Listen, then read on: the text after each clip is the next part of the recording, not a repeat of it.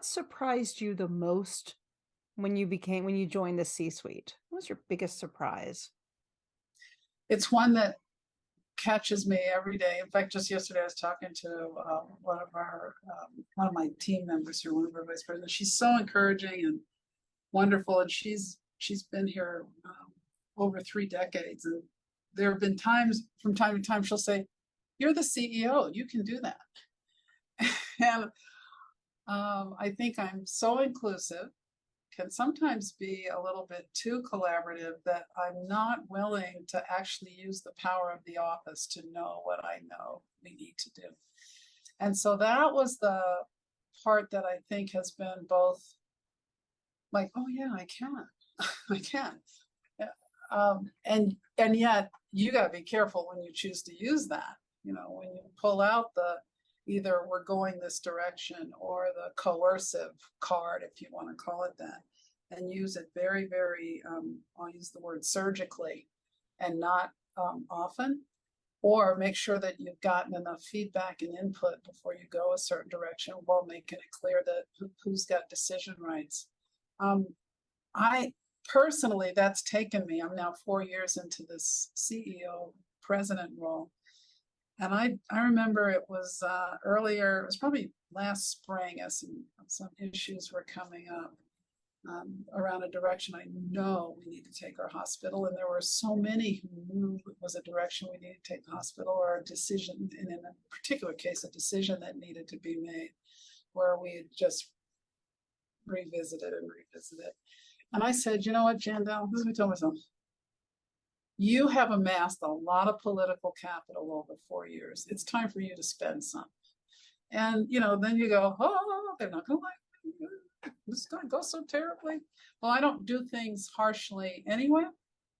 I'm just not wired that way. I think even when you have to tell people hard news, there's a respectful, kind, clear way to do it, that they may not be happy with you, but you can sleep well that night knowing that you did whatever you had to do in a compassionate way.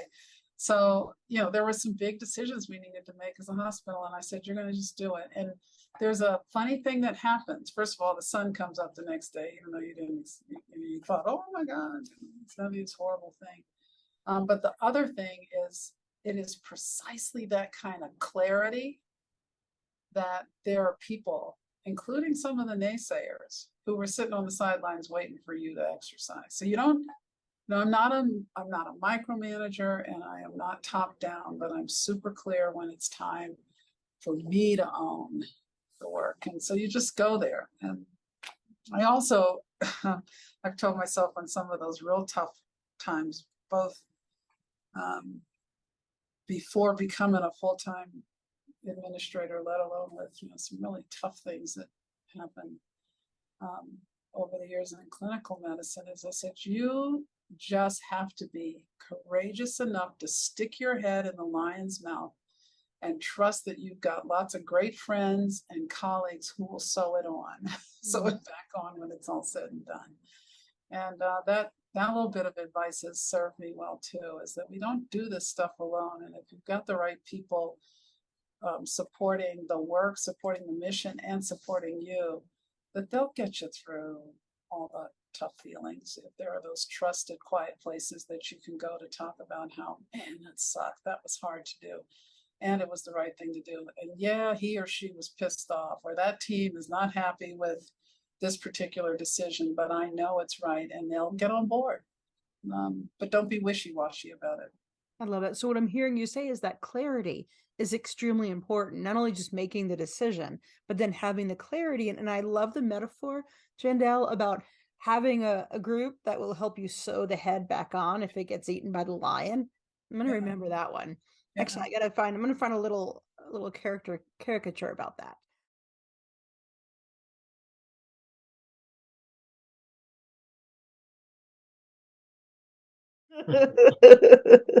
Well, when you became chief, what surprised you the most? Actually, the thing that got you and I connected, I came into an agency that it was evident why they went outside for a chief. Significant problems going on, and a real what I see now as a leadership vacuum. So when I came in, I thought, well, I'm going to bring modern policing in, right? I'm going to bring best practices. Coming from Aurora, and Aurora was then a very well-respected agency. Um, so I brought in policies, I brought in, equipment, I brought in training, stuff that was important, replaced the fleet, did all these things. And I really felt like things were going well. And what introduced me to you was when the leadership team that I put together with the officers said they wanted to do a job satisfaction survey, right? And the sirens went off in my head because I was rolling around fat, dumb, and happy thinking, I'm doing all these tasks to make this a better place to work, right? You have all your best equipment, you have all the good stuff. What they didn't have was a chief that they felt they could trust and who would back them. That's what they didn't have. And I didn't know that until they told me that. And that's how I became connected with you. Yeah, what a great opportunity for me as hopefully well as you too. It was such a great experience.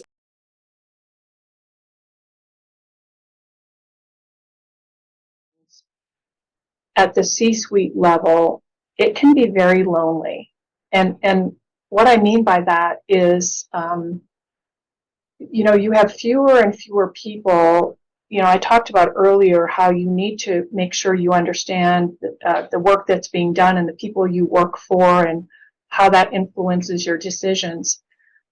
You also are in a situation, though, that you have a lot of information and knowledge about things that are happening, and you have to be very careful. Confidentiality and respecting people's privacy, and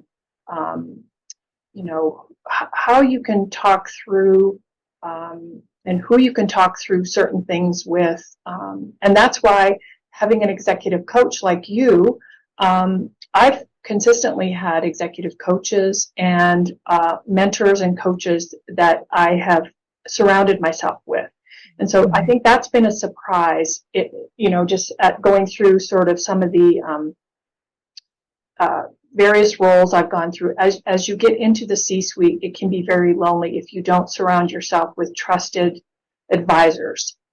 And so I highly recommend that people that are in high-level positions really think about that and take that to heart, because you're making difficult decisions, but you also have to honor and respect confidentiality and firewalls and all those things. So I think that for me was interesting. I love that because getting that group of trusted advisors is so critical, and you're lucky to have people like that and have executive coaches and others. Let's talk about this a little bit more, because there are some leaders out there that they surround themselves inadvertently with people that are just like them, right? Yeah. And people think like them and they behave like them. Yeah. What suggestion or recommendation do you have for those leaders? Yeah, I would say if you don't have someone on your team or someone that you work with that doesn't challenge you or your thinking or your ideas, then you're missing a key role in your mentor or advisor or coaching, experience. We are in our performance review process right now, and I have purposely gone to several people and asked for feedback, just like for 2023, what are the things, Anna, that you see I could focus on? How could I work better with you? What are some things that I'm not thinking about? Are there gaps in my knowledge or understanding that would make me a better partner for you? So I think it's being open to being challenged, but being intentional about putting people around you that you trust enough that they're challenging what I'm saying? They're challenging you to ensure that you're making the best decisions or you're performing at your best. Yeah. I love that. So if you're not getting that challenge, if people aren't challenging you, they're actually giving you feedback. They're giving you feedback that they don't feel safe and comfortable. Yeah. That's really wonderful. And I actually have some questions and stuff that I have my executives that I work with ask others. So like how you said, you actively seek feedback. Yeah. I love that. So if anybody is listening or watching and they want those questions, just feel free to send me an email. Let's talk about not just Children's Hospital now, but just in general, because you've got a lot of good experience. And what have you seen? What have you seen derail people's careers? Oh gosh. I would say arrogance. I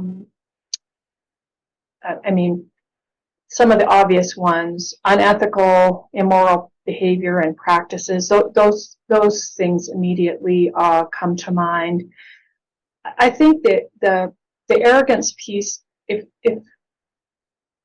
lack of humility is, I think, to me, a concern for leaders, and I've seen leaders derail because they don't have insight, or they're not willing to listen to possibility that maybe there's another way to think about something, or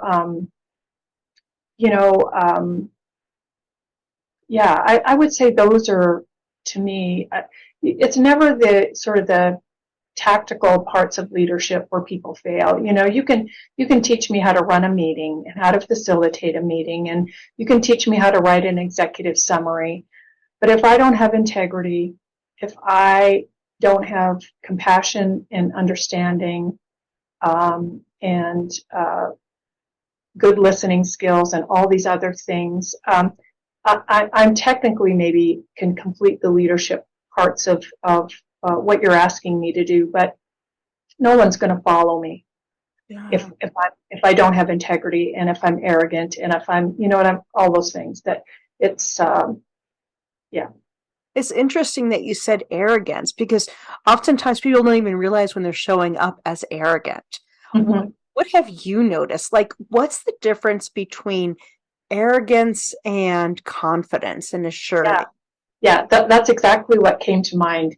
I think confidence is, you can come across as confident and still be open and humble, and in fact, and courageous, because confidence to me is that it comes across, at least to me, in communication style, in decision making, and all those things. And what, I guess, how that comes across in a positive way is that, if I'm confident about a decision I made, I'm confident about it because I've taken the time to investigate it, gather data, I have evidence, I've listened to my team, I've been influenced by the most incredible people, and I'm very confident with the decision I've come up with. Now, I'm still open, though, to hearing other ideas, and I'm not saying this is the black and white and this is the only decision. This might be the best decision now, and I have to make it. I'll do it, but I'm still open to learning. Okay. Arrogance, on the other hand, would be, I am stuck on my decision. I made my decision without input because I know I have the knowledge and expertise, and I'm not willing to budge. And that, I don't think there's a place for that in leadership. I really don't. There's a place for confidence and all those, but you have to be always open to learning and changing your opinion, and even that you have failed, or this mistake is a problem. I love that. So I do a lot of work with confidence. And one of the ways that I know somebody is truly a confident leader is that they're willing to admit, just like you do, Pat, they're willing to admit when they're wrong. Mm-hmm. Because they know they can handle whatever comes their way, and it's okay. So kudos to you. Oh my gosh. All right. Well, you and I have talked a lot about self-care. And I know, especially with your nurses, and just for the listeners and people who are watching, a little bit of story about me. And I have I'm very lucky that I've got the most amazing dog. And now he's retired, unfortunately, it's official. But he was a therapy dog at Children's Hospital, Pat, actually, in your institution. And one of the things that we would always do when we would walk to a floor, so we were lucky enough to go into the rooms and give comfort to the families and the caregivers and, of course, the patients. But every time we would walk to a floor, my first stop with him would always be to the nurses' station, because to me, they needed it. Everybody needs it, but they really need it. So let's talk about you and your own personal self-care, because I never did make it up to the executive floor.